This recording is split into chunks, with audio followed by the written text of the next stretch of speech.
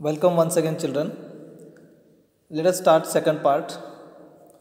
And in that, we have to see these 3 points. I'll read that now. The queen ant has pair of wings which she casts off before she begins to lay eggs.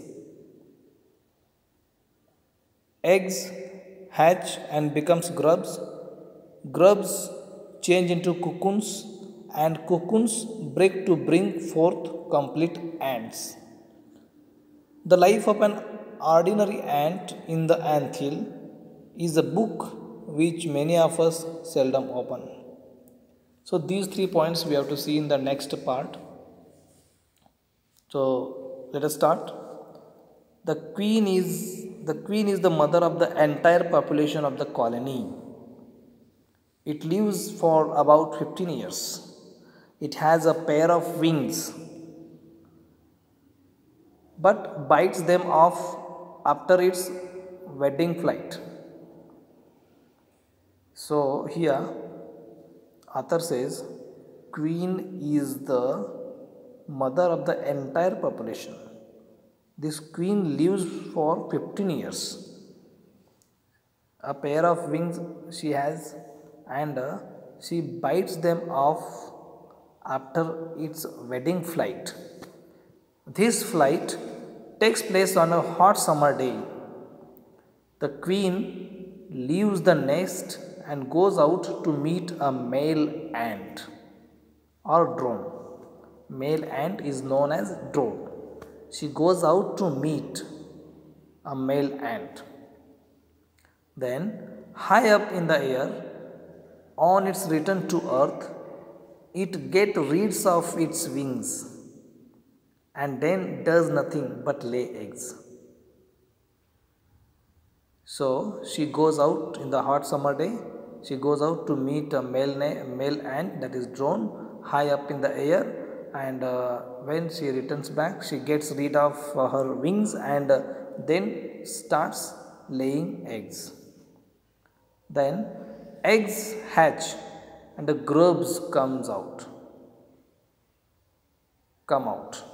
Soldiers guard them, workers feed and clean them, and also carry them about daily for airing, exercise, and sunshine. 2 or 3 weeks later, grubs become cocoons and lie without food or activity for 3 weeks more. Then the cocoon breaks and the perfect ants appear. See here, children. This is the journey of the life of an ant. In short, I can say, eggs hatch, then grubs come out. When grubs come out, soldiers they guard them, workers feed them, clean them, they take or they carry these all the grubs about daily for airing, for exercising, and for sunshine. And 2 or 3 weeks later, when these grubs become cocoon and lie without food or activity for 3 weeks more. When grubs become cocoon, lie without food or activity for 3 more weeks, and then the cocoon breaks. You can see this picture. There is cocoon break and perfect ant appears from it. Now it's time for teaching and training. New ants learn their duties from old ants as workers, soldiers, builders, cleaners, etc. After a few weeks training, a small ants are ready to go out into the big world of work. So when cocoon breaks, perfect ant comes out, and now it's a time for teaching and training. New ants learn their different duties from old ants like workers, soldiers, builders, cleaners, and after few weeks training, the small ants are ready to go out into the big world of work. An anthill is a home not only for ants but also for some other creatures. Which type of creatures? See here children, beetles, then lesser breeds of ants and a green fly. These three creatures lives there other than ants in the ant hill. Then why do ants want these alien creatures to live in their nest? How do they allow these other type of creatures to live in their home, ant hill? Reason here, see, for several reasons. Some give off smell pleasant to the ants' senses. Others give sweet juices, and some are just pets or plaything like cats and dogs to human beings. So these alien creatures, beetles, lesser breeds of ants and green fly are allowed to live in the ant hills just for what kind of reasons? See,